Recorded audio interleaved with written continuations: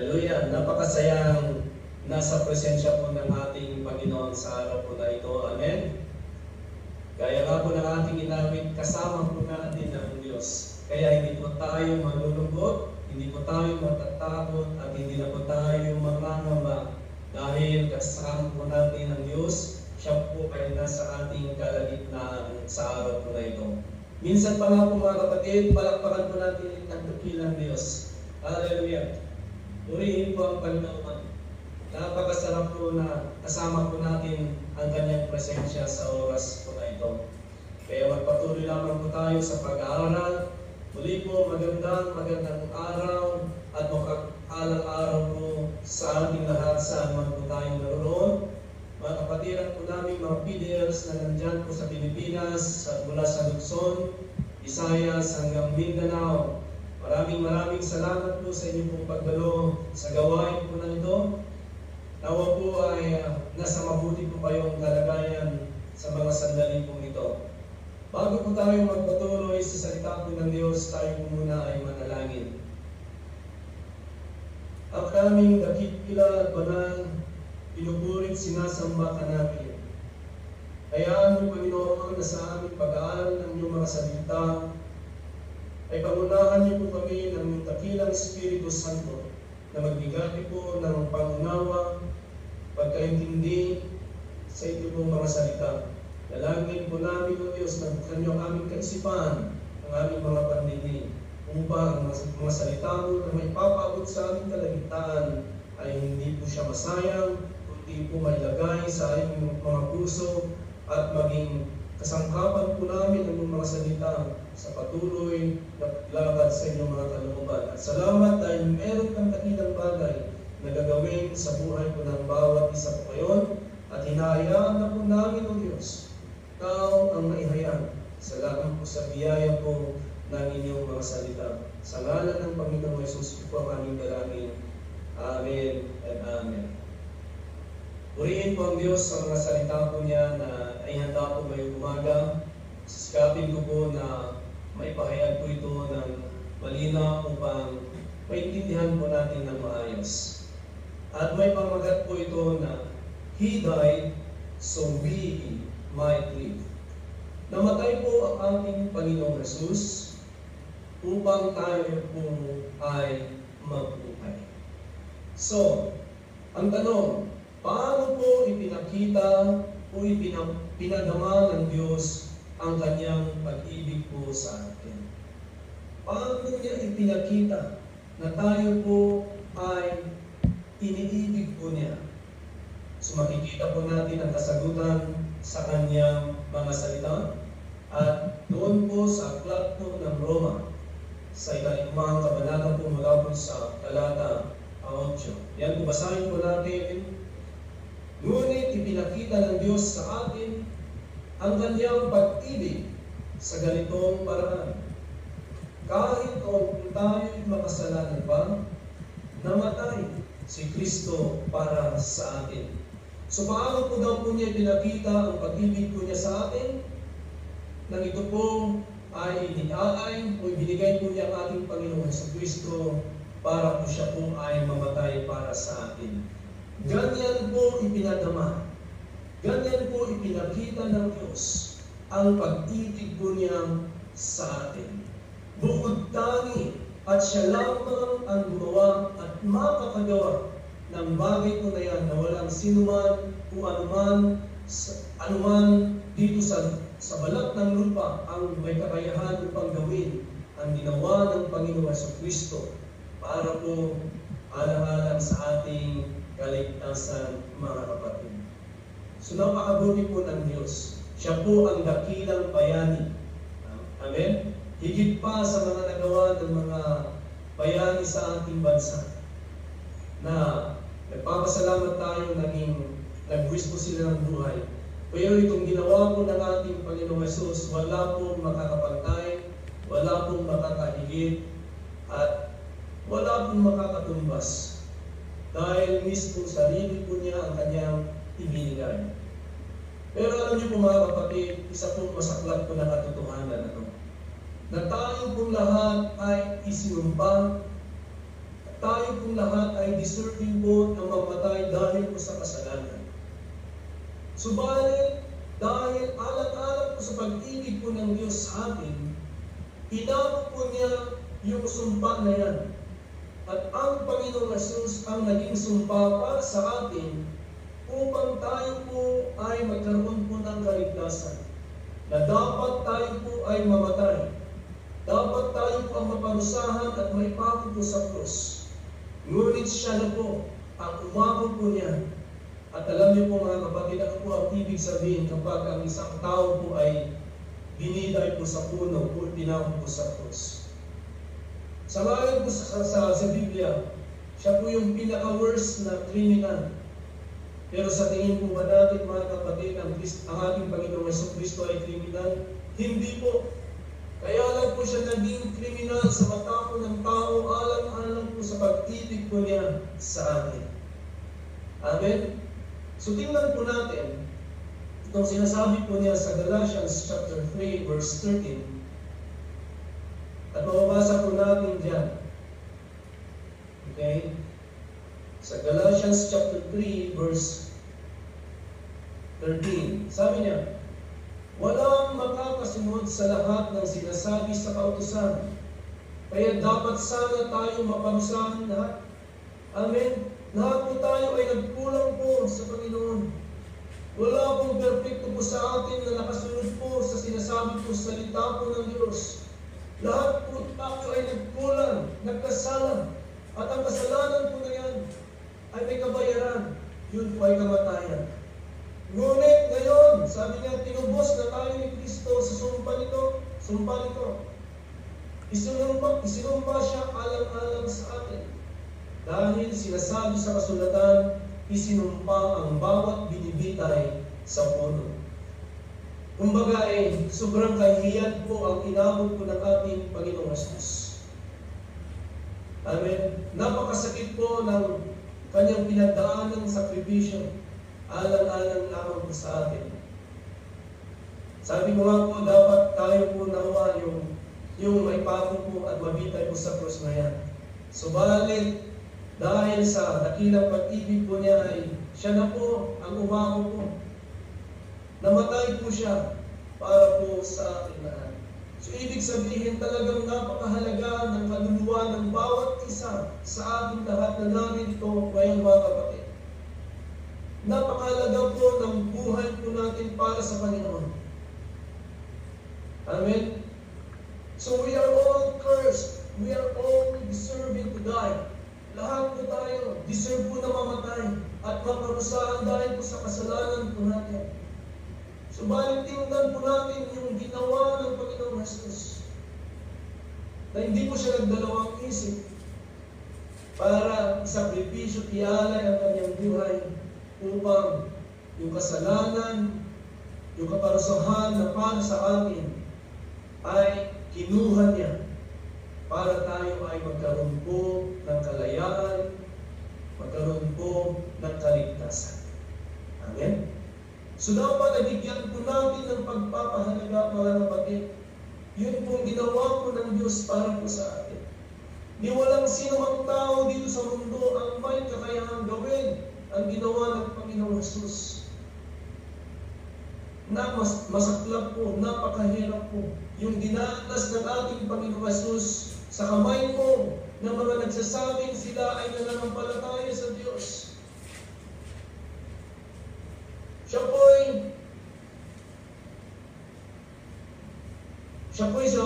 po'y sinipa, siya po'y dinuraan, pinahiyang, pinabuhat, pinapakasal po sa kanya yung cross na kanya, na kung saan siya pinalo-palo. Ang sakit po ng pinagdaanan ng hirap ng ating Panginoong Jesus. Subalit hindi po niya inintindi yun. Para sa iyo kapatid at para po sa akin, para sa ating lahat, yung sakripisyo na kanyang ginawa para sa atin. So ano po ang concern? Ano po ang mahalaga para sa Panginoon? Yan po ay yung kaligtasan po ng ating kaluluwa. At yan, mailayo po tayo sa kapahamakan o sa kaparusahan dahil sa ating mga pinamasalan. So yung kaluluwa, kapatid, yung kaluluwa po natin lahat ay mahalaga po sa ating Diyos. Yan po ang dahilan kung bakit po siya namatay at nagsakripisyo at nag-alay po ng kanyang buhay. So wala pong duda na ginawa po niya yung ultimate po na sakripisyo. Yung ultimo na sakripisyo para po sa atin. Dumaan po siya sa matinding hirap, mga kapatid. Para lamang po tayo ay maridim mula po sa kamatayan. Kaya nga po, He died so we might live. Amen? Purihin po ang Diyos. Purihin po ang Panginoon. Sambahin po ang Panginoon. Namatay po siya para tayo po ay mabuhay. So ano po ang ini-expect ng Panginoon sa atin, mga kapatid? Basahin po natin sa John chapter 3, verse 16 hanggang verse 19. Ganito kamahal ng Diyos ang sanlibutan, ang tao buong sangkatauhan, mga kapatid. Ibinigay niya ang kanyang kaisa-isang anak. Sino ang kaisa-isang anak? Walang iba kundi ang Panginoong Jesucristo. Upang ang sino mang sumampalataya sa Kanya ay hindi mapahamak. So ini-expect po ng Panginoong Jesus na tayo po na nakaunawa at nakaintindihan, nakarinig ng Kanyang salita ay sumampalataya po sa Kanya. At ang pagsampalataya po natin sa Diyos ay ang hapunang hakbang para po sa biyaya ng kaligtasan na ating matatanggap. So kung hindi po tayo sasampalataya po sa Kanya, wala pong kaligtasan. Wala pong silbi ang sakripisyo na ginawa ng Diyos kung ang tao ay hindi po marunong kumilala at tumanggap sa ginawa na sakripisyo at alay ng Panginoon. At sabi pa niya, sinumang sumampalataya sa Kanya ay hindi mapapahamak. Kasi ang pagsampalataya po natin sa Diyos ang magdalayo po sa atin sa kapahamakan, sa kaparusahan. Kung hindi magkaroon ng buhay na walang hanggan. Kasi sapagkat isinugo ng Diyos ang kanyang anak dito sa sanlibutan upang iligtas ito, hindi upang hatulan. So wala po sa kaisipan at plano ng Diyos na tayo po ay parusahan at hatulan nung una pa lamang, mga kapatid. Subalit nung ang tao ay sumuway, nagkasala po sa Diyos, dumating po ang kaparusahan. Dumating po ang kasalanan, nagkasala po ang tao. Kaya po, ang tao po ay naging deserving po na mamatay. Subalit, gumawa pa rin po ng remedyo ang Panginoon na hindi po niya basta-basta papayagan na ang kanyang mga nilalang, ang kanyang mga tao na nilalang sa kanyang wangis ay basta po mawala. Kaya gumawa pa rin po siya ng hakbang, ibinigay po niya ang Panginoong Jesus para sa kaligtasan po ng bawat isa. Ngunit kailangan pong meron po tayong gawin, mga kapatid. Dahil kahit makapangyarihan ang ginawang sakripisyo ng Panginoong Jesus sa atin, kung hindi po tayo sasampalataya at hindi po tayo kikilala sa ginawa po niya, ay wala pong epekto po yan sa ating mga buhay. So maliwanag po siguro po yung mga kapatid na kailangan in-expect po ng Diyos po na sumampalataya po tayo sa Kanya. Gusto po ituloy po natin yung ating verse, kapatid. Ang sumasampalataya sa Kanya ay hindi hatulan ng kaparusahan. Tingnan niyo po mga kapatid. Sa pananampalataya natin sa Kanya, mailalayo po tayo sa kaparusahan na dala ng ating kasalanan. Ngunit ang hindi sumasampalataya ay hinatulan na. Kaya mahalaga po na isaalang-alang po natin itong sinasabi po na dapat ang tandaan na sumampalataya po tayo sa Diyos para po tayo malayo ang kaparusahan na nakahambang sa mga hindi sasampalataya. Again, dahil hindi siya sumampalataya sa kaisa-isang anak ng Diyos. Ito ang batayan ng hatol. Dumating ang ilaw dito sa mundo. Sino po ba ang dumating na ilaw sa mundo? Ang Panginoong Jesus. Okay? Ngunit mas ginusto nilang manatili sa kadiliman kaysa sa liwanag. Ano pong ibig sabihin po niyan? Mas ginustong manatili sa kasalanan ang mga tao. Mas ginustong piliin na mabuhay sa kasamaan kaysa sa kumilaw po sa liwanag na yan sa Panginoong Jesus. Sapagkat masama ang mga ginagawa nila. So ano po ang consequence? Ano po ang hatol? Dahil mas pinili po ng tao ng karamihan na manatili sa kadiliman, na manatili po sa paggawa ng kasalanan na hindi po kinilala ang biyaya po ng Diyos. Sila po ay hinatulan ng. Pero laking pasalamat po natin ngayon mga kapatid dahil sa dakilang habag, awang at pagmamahal ng Diyos sa atin. Na kahit po kayo ay nasa loob, naabot po kayo ng salita ng Panginoon. Malamang ay plano po ito ng Diyos na tayo po ay mapasok po dyan para magkaroon po tayo ng pagkakataon na papaabutan po ng kanyang mga salita para sa kaligtasan po ng ating kaluluwa. Ang tao po mas pinili po mabuhay po sa kasamaan, mas pinili po mabuhay po sa kasalanan, mas pinili mabuhay po sa kalayawan ng mundo. Ngunit salamat at nakilala po natin ang Panginoon at dahil po sa habag at awa po niya, dahil po sa pag-ibig po ng Diyos sa atin na magitan po ang Panginoong Jesucristo. Yung kasalanan na naglayo sa atin, yung kasalanan na siya po naging dahilan upang mahiwalay po tayo sa Panginoon sa ating relasyon sa Kanya, ay muli pong may panumpalik dahil po sa malaking sakripisyo ng Panginoong Jesus. Kaya lubos po ang pagpapasalamat po namin sa ating Diyos. Amen. Salamat dahil kung hindi po siya namatay, malamang abot po tayo lahat sa impyerno. Sa buhay na walang hanggang paghihirap. Pero salamat sa Panginoon dahil ang biyaya po niya ay sobrang napakalaki.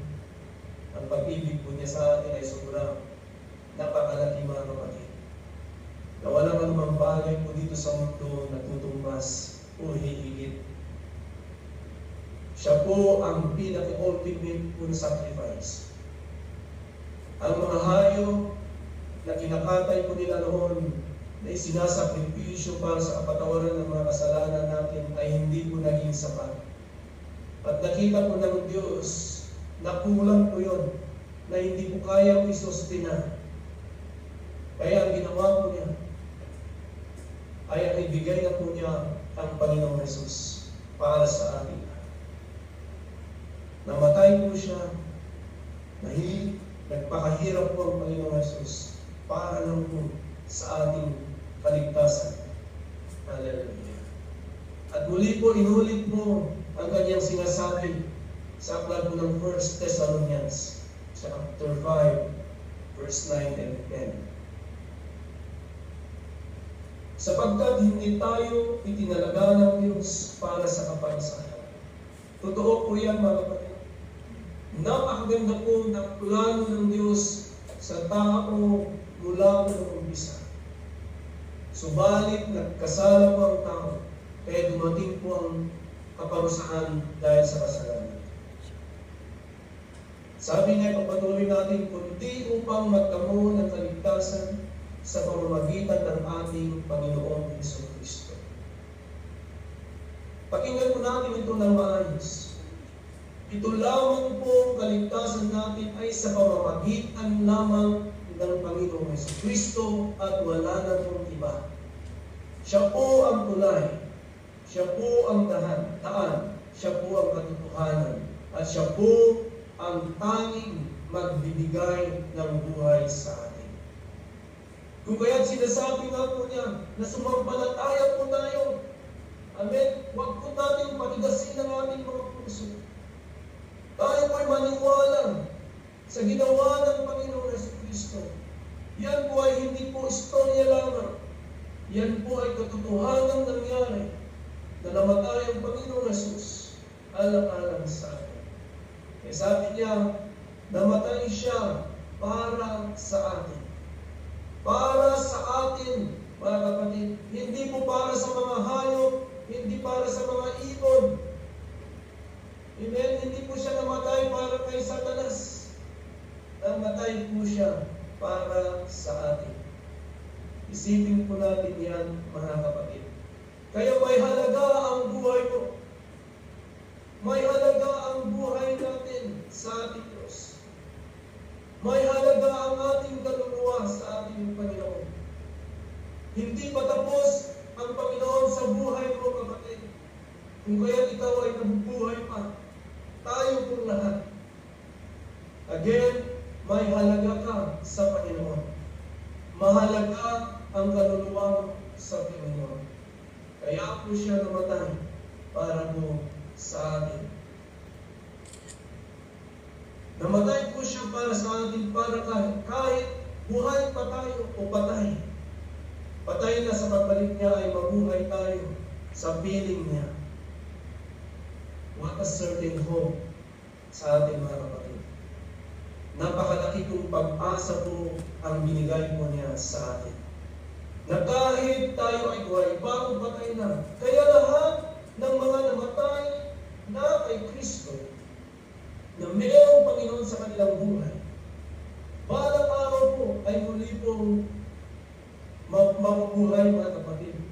Kaya ang pagkamatay po ng isang tao po dito sa mundo ay hindi po katapusan ng lahat, kundi ito po ang umpisa ng ating eternal life, ng ating walang hanggang buhay sa Panginoong Jesucristo o sa Diyos.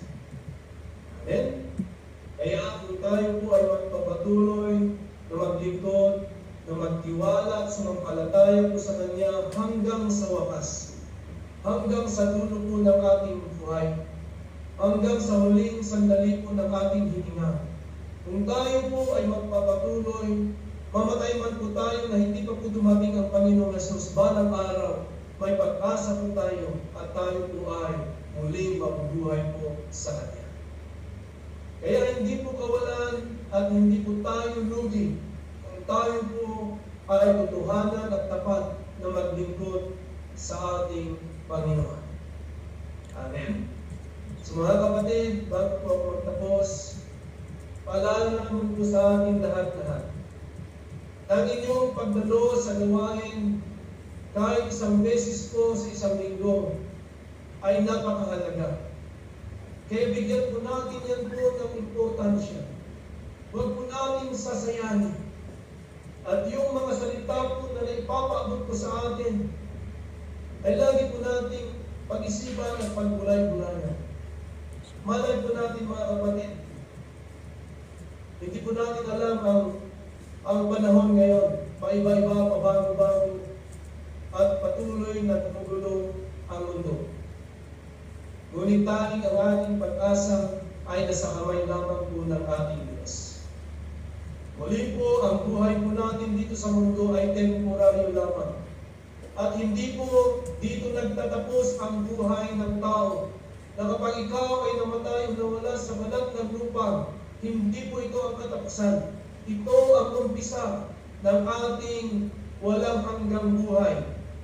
Yan ay o buhay na walang hanggan sa langit o buhay na walang hanggan sa impyerno. It is your choice, mga kapatid. Mamili po tayo.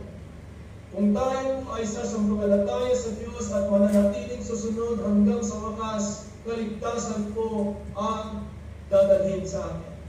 Ngunit kung tayo po ay hindi sasampalataya at susuway hanggang sa huling sandali ng ating buhay, tiyak po na kaparusahan ang nag-aantay. So binigyan po tayo ng Diyos ng kalayaan, bawat isa para pumili. At hindi po biro ito pong salita ng Diyos na naibibigay sa ating lahat. Amen? At hindi rin po usapin kung ikaw ay bagong umaten ng gawain o ikaw ay matagal na po.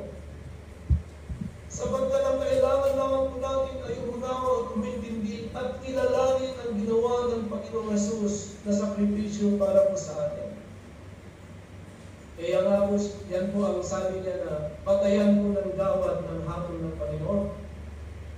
At ang pagsampalataya po natin sa Kanya ang magdadala sa atin ng kaligtasan. Ngunit ang hindi sumampalataya sa Kanya ay hinatulan na. So alam ko po mga kapatid na may maliwanag po sa ating pagdinig ang salita ng Diyos. Ine-expect po niya na bawat isa na nakarinig ng Kanyang salita ay magnanais po na sumampalataya po sa Kanya. Wala na pong ibang paraan para tayo ay malayo sa kapansahan at kamatayan dahil sa kasalanan, kundi ang pagsampalataya po natin sa Panginoong Diyos. Wala na pong iba. Tanging siya lamang po ang bukod tanging daan at kaparaanan, katotohanan at buhay. Na magdadala po sa atin sa kaligtasan. So tiyak po mga kapatid na kung isinuko po natin ang ating buhay at nagpasya po tayo na maglingkod at manampalataya po sa Kanya, ang biyaya po ng kaligtasan ay matatamo po natin lahat. Amen? Pagpalain po tayong lahat, mga kapatid, yan lamang po ang aking maibabahagi po sa atin. Magandang araw po at maraming salamat sa taos-puso po ninyong pakikinig ng mga salita po ng Diyos. Purihin po natin ang Panginoon. Ibabalik ko po sa ating MC. Thank you po.